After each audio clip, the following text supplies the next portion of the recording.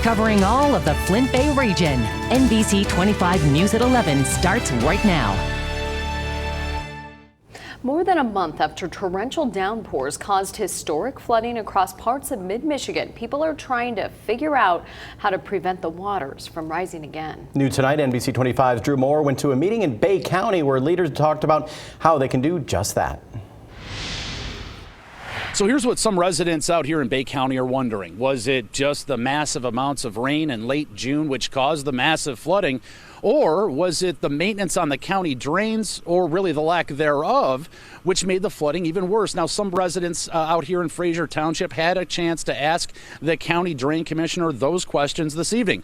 The commissioner saying simply that the rain just came in too hard and too fast for the system to handle it. While some drains may be clogged, that could have caused a little bit of a problem, but more than likely, the devastating floods would have happened regardless. One drain specifically that was brought up this evening was the Tebow Erickson drain, which hadn't been checked out in decades, and it's clogged with trees and debris floating from upriver. Now, one lady whose house was completely destroyed that lives near that drainage pipe says she believes some of the damage to her home could have been avoided, and frankly, she doesn't feel like she needs to pay anything to have those drains fixed. None of us feel at this point, after 60 years, that it should be our dime. I mean, this has been going on for 60 years. It states that they need to inspect and do maintenance. A little bit of maintenance every 5 years would have went a long way. And oftentimes we get resistance to our work. The events like these sharpen the focus that stormwater management is pretty important, and that they're going to be more willing to work with us and to ask us to do the work that's necessary to protect the property. So here's the solution. The drain commissioner needs to have residents who live along one of these drains come to him with a proposal to make a project to help fix that drain. Specifically, what the drain commissioner will do is get a panel together, figure out how much that'll cost, and then he'll come back to the residents. Here's the problem. With any fix, there's costs associated with it. So everyone would have to pay for the repairs, especially those residents who live along some of these storm pipes. Now, that could be done in one of two ways. You could either have a special assessment to pay for some of those repairs, or in fact, he would have to raise taxes in order to get that done. That's a move, he said, which is very hard to get a lot of residents or a lot of people who would be affected by the project to approve. Reporting from Fraser Township in Bay County, Drew Moore, NBC 25 News. A man is recovering tonight after being hit by a bus in Genesee Township. It happened shortly before 6 this evening at the intersection of Cass Street and Saginaw Street. Now, witnesses tell Fox 66 and NBC 25 the man appeared to be flagging the bus down when he was hit. We talked to a woman who rushed over to help.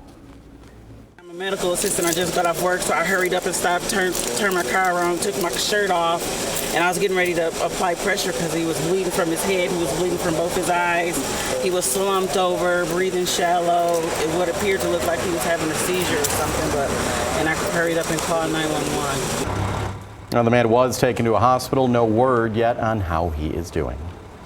At least 8 deadly motorcycle accidents in mid-Michigan in the month of July alone. Several of the motorcyclists involved were not wearing helmets. NBC 25's Amanda Chodnicki tells us why one of the victims' fiancé is urging drivers to be more aware of motorcyclists. Amanda? Dave, Sadie, Shauna Sykes says she keeps playing the phone call she received days ago over and over again in her head. A little after 3, his dad called me.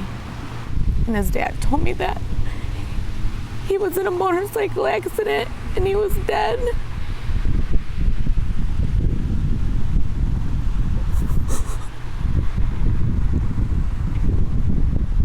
And all I could think about was,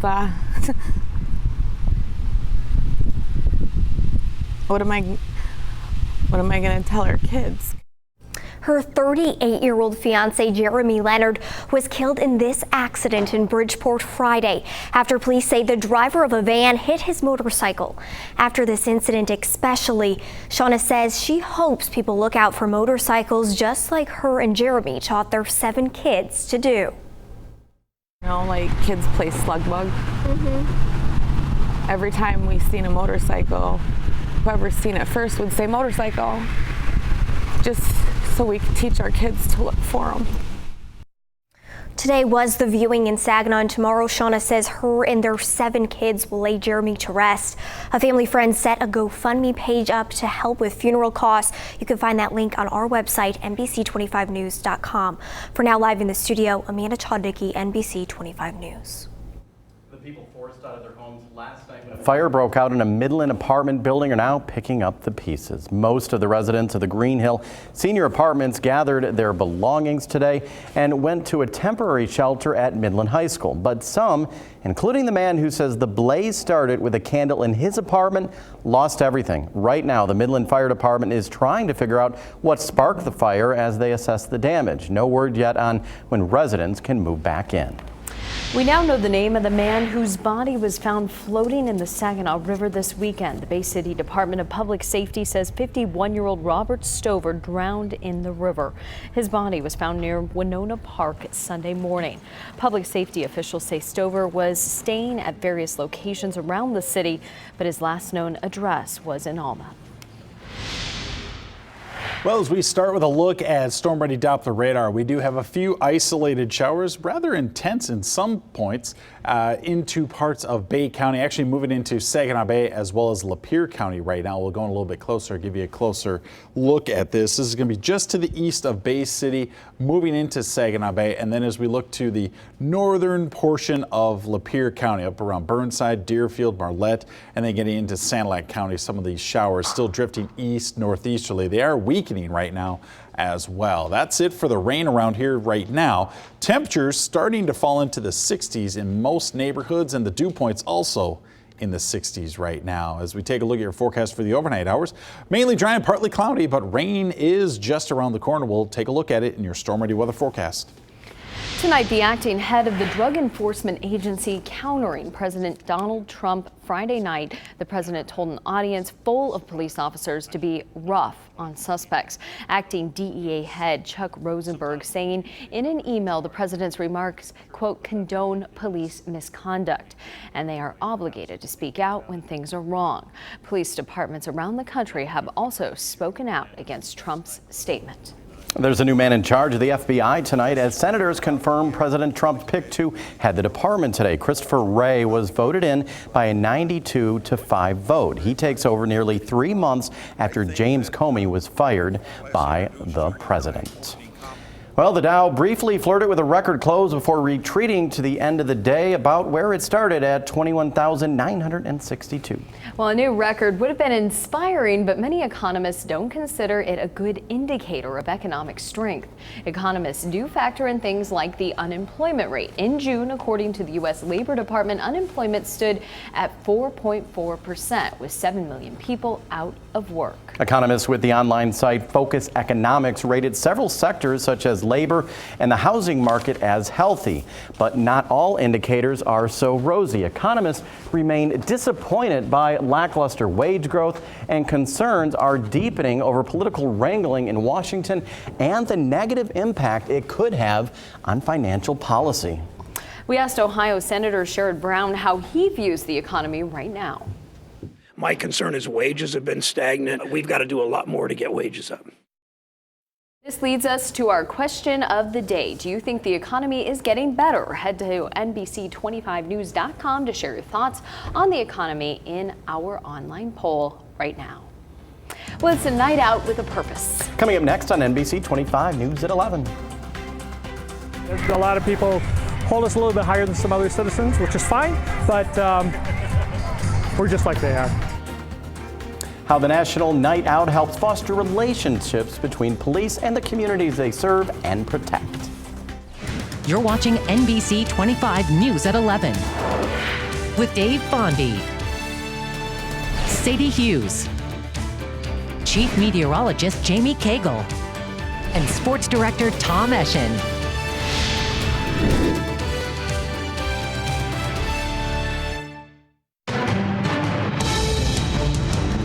From the Terrorism Alert Desk in Washington, I'm Lindsay Mastis. There's new information into the plan to bring down a passenger plane in Australia. A counterterrorism official says that it was as close to a major terror attack as the country has ever seen. 4 men are in custody. The group allegedly planned to put toxic gas into a meat mincer, which could have exploded, poisoning passengers.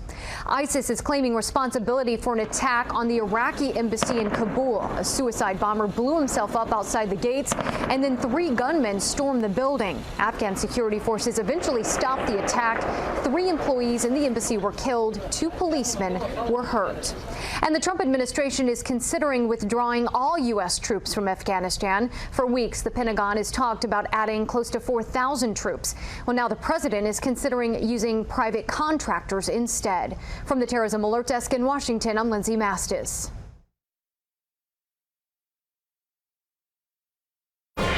You're watching NBC 25 News at 11.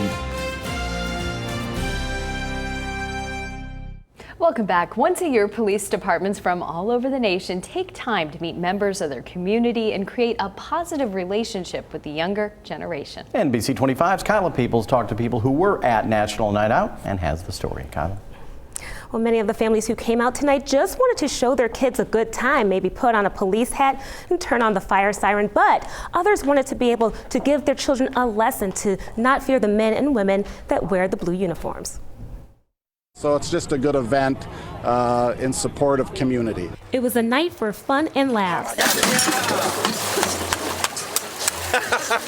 where hundreds of families and emergency response workers played games and got to know each other well at National Night Out. This is our community, and they're a big part of it, and we're a big part of it, so we need to be able to work together, not as strangers, but you know, as a group, as a community. The event is meant to enhance the relationship between neighbors and law enforcement. And Grand Blanc Mai Prue brought her son Atticus and daughter Audrey for fun. There's bounce houses and free food and lots of cool gadgets, and get to meet the police officers and the fire department. And to get her children comfortable with authority figures, something she considers a life skill. Because sometimes people don't actually encounter police, ambulance workers, unless there's a problem and when everybody's scared. And I think it's important for them to understand that they can also just be there to help you anytime, really. You know, they're people just like us. A message law enforcement wants everyone to hear loud and clear. Come up and talk to us, and we're here to do a job, and a lot of people hold us a little bit higher than some other citizens, which is fine, but we're just like they are. And National Night Out happens every summer, but police and fire departments say that you are welcome to come up and say hi to them anytime. How was the response from the older kids to the event? I saw the younger ones seem quite happy. Well, you know, the older kids were fun too. I mean, they talked with them and they got to get comfortable with them in a fun setting, but also to realize that they could also come up to them during the day and while they're on their shifts and be comfortable while they're working as well. So it was nice. So it's not about just this one night. They encourage this year round, just the communication. They encourage the communication year round, but Night Out is only a one-time-a-year event. Gotcha. Thanks, Kyla. Now, your certified NBC 25 Storm Ready forecast. Well, good evening, Mid-Michigan. We do have some rain on the way. We've enjoyed a couple of dry days around here, or at least relatively dry. And we'll start with a look at downtown Flint right now.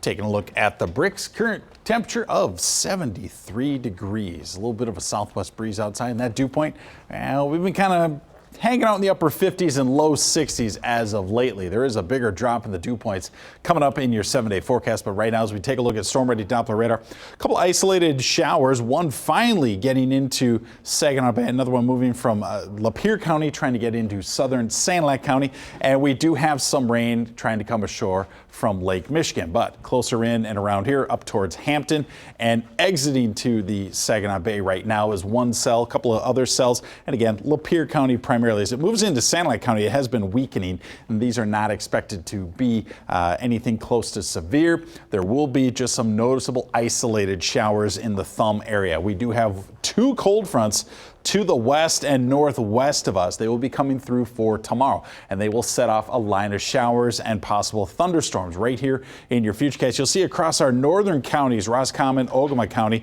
some overnight showers there. Get to about 7 o'clock in the morning, relatively quiet through the morning hours, and then picking up once we get into the lunch hour. And you'll see how this line develops with the cold front around 2 o'clock into our northern and central counties, dropping to the south and southeast around 4 o'clock, getting close to Saginaw County there. As you get a little bit closer to the dinner hour, better chance for a thunderstorm or two around Genesee County, and then everything swinging through the thumb. Relatively quiet into the evening and overnight hours, but Thursday looks like it's going to include some more scattered rain as an area of low pressure moves overhead. And as we look to the north and to the west, that is where the models are suggesting the higher rainfall totals will be found. We'll see everything weakening as it tries to drop down into our southern counties as well as the thumb. If you're going to be at the Saginaw County Fair tomorrow in Chesaning, you're going to have some isolated showers, possible thunderstorms primarily through those afternoon hours. I would be especially concerned around the middle of your afternoon, say 2 to about 5 o'clock is probably your best chance for showers and thunderstorms there.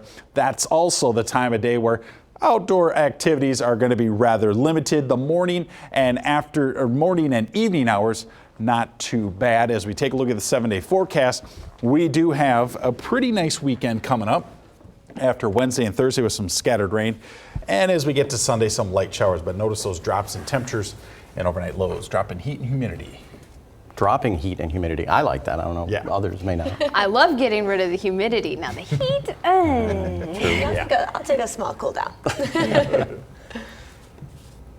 Well, it's a wonderful time of year for butterflies. This beautiful picture of a tiger swallowtail. Yes, we verified that. Was sent in by our viewer Larry in Clio. Great close-up shot there, Larry. Your pictures and videos can be on our air too. Just share them through our burst gallery by heading to NBC25news.com or our NBC25 News app and look for See It, Send It. Pretty cool. Yeah. Football's back, you guys. Yay. We've been previewing it a little bit, but it is the first day in full pads for the Lions. Tom Eschen shows us who stuck out the most today. Now, aside from football, the Tigers are back in the Bronx tonight, hoping to bounce back from last night's loss. Coming up in sports after the break.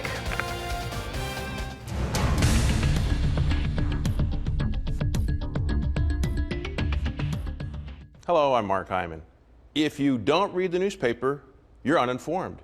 If you do read the newspaper, you're misinformed. Here's what's happening behind the headlines.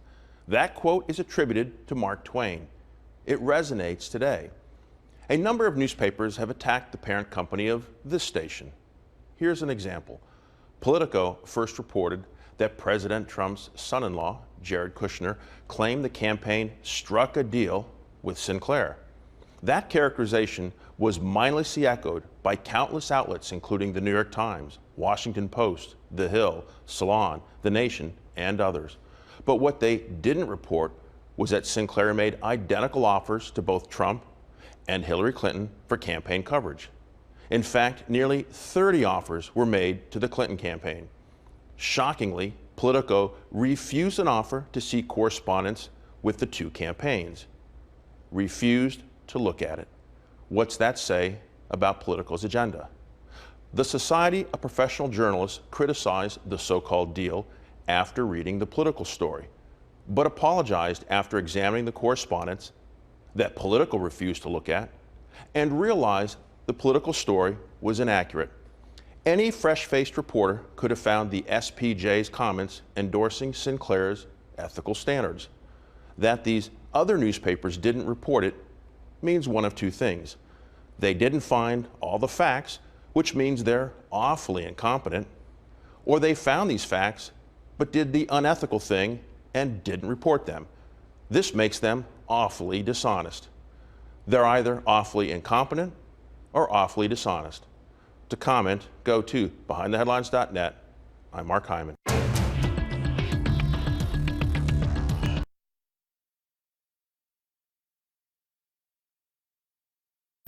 You're in the game with NBC 25 Sports. Good evening, I'm Gina Trotman. Tom Eschen is on assignment tonight in Allen Park, where the Detroit Lions are in the opening week of training camp. An interesting report today on Matthew Stafford. I'll show you that in just a moment. But first, Tom shows us who stuck out on the first day of full pads for the Lions. The calendar has turned to August, and it's also the first day in full pads, so you know football season is right around the corner here in Allen Park for the Detroit Lions. The pads bringing not only a physical aspect, but a mental one, too, for the athletes. You know, guys are a little antsy, they're a little anxious, you know, it's what we do, we football players, and we get the pads on, it kind of feel like we're finally back in football. You get any good pops in today? Hopefully I got better today, man. That's the goal. It's another level of evaluation for us. You know, first it was mental and then physical, just in terms of moving around. You know, who likes to mix it up? It's natural, and I think the great majority of these guys do. But sometimes you see guys emerge. Now, we get a little bit better idea of, what the guys are capable of doing out here with pads on. We've already spoken about the injuries on the offensive and defensive line. Eric Ebron remains out for the tight ends as well for the Lions. But a guy that stuck out a little bit today was Michael Roberts, the 4th-round pick out of Toledo. We spoke to him a little bit about his transition from college to the NFL. Even catching the ball for Matthew Stafford is different for him, too. But like catching the NFL ball in itself is different. You don't have the white lines on the ball. It gets a little dark. It's just more, it's bigger though. So for me, I don't have too much of a problem. But it's that extra that you do at the hotel. We have a lot. We have early mornings, late nights, and it's just, what are you doing to separate yourself? So before, when I first got here, I was waking up probably an hour before getting there, doing everything, and it's just, I was like, okay, now I got to kick it up a notch. Mike is doing, I think, a nice job. He's been progressing nicely. He studies, he's working at it. Al Golden does a real good job with him, getting him to understand exactly everything we do, because I think most people don't realize that's a pretty difficult position to play. And the fact that young guys are making an impact here in camp early seems to be the trend so far with all the injuries and suspensions for the Lions. So a guy like Roberts could make an impact not only now, but on the field here in a couple months when the Lions take the field. Reporting here from Allen Park, I'm Tom Eschen. We still have no news out of camp on Stafford's future with Detroit, despite months of contract talks. The NFL Network reported today that there is still a pretty substantial gap between the two sides. Stafford is entering his final season of his previous 3-year extension. He's expected to see the largest contract in NFL history. The Tigers remain in the Bronx for their second of the 3-game series, and there's a few changes in tonight's lineup. Jose Iglesias is out, as well as Victor Martinez, who is 0 for 8 in his last 2 games, taking his first trip to the bench since All-Star break. Part of our woes as Tigers fans, they're less than sharp base running. Here's a perfect example of it. Miggy on third, a ground ball right to shortstop, and Castellanos, he runs for it. Obviously, gets tagged out. Brad Ausmus's face right here says it all. CC Sabathia of the Yankees making his 500th career appearance. He's only the 2nd player in MLB history to make all of those appearances as a starter. But in his big game tonight, the Tigers had some fun. Freshly recalled John Hicks with the 3-run shot. This one right here gave the Tigers a nice lead early on, right over the glove of Aaron Judge. Now we're not quite done yet. Justin Upton, who walked into the game on 6 RBIs in the last 7 days, he knocks one out of the park as well. The Yanks did respond in the bottom of the 4th right here. Didi Gregorius makes it a 4-2 game off Sanchez. The bullpen did give us some drama, of course, in the 9th, but they hold on for the win. What a day for the Loons. They trailed 1-0 heading into the 9th in Lansing, but scored 5 unanswered to take the win. Cody Thomas and Nick Yarnell had 2 RBIs each, and Christian Santana added 1 as well. The Loons open a 3-game road series at Dayton tomorrow night. It is a new season for the GLIAC, but the same teams you'd expect are named atop the preseason poll. Saginaw Valley received 41 votes for the 5th ranking. That's 13 votes behind the Warriors. Northwood received the 8th place ranking, a difference you see right here. Davenport has been added to the league's roster. That's your look at sports. Jamie's in next with a final look of your forecast.